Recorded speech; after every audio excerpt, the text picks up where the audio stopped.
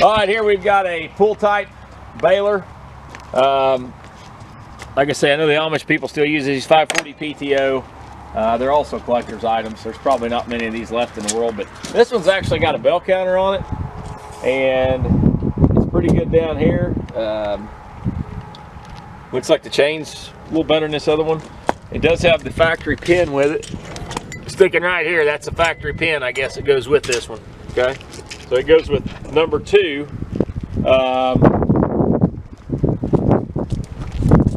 it does look good. The chain's not broke like it is on the other one. The rubber belts look a little better. But you're gonna buy it absolutely on Tractor House auction. ALLIS-CHALMERS full type baler.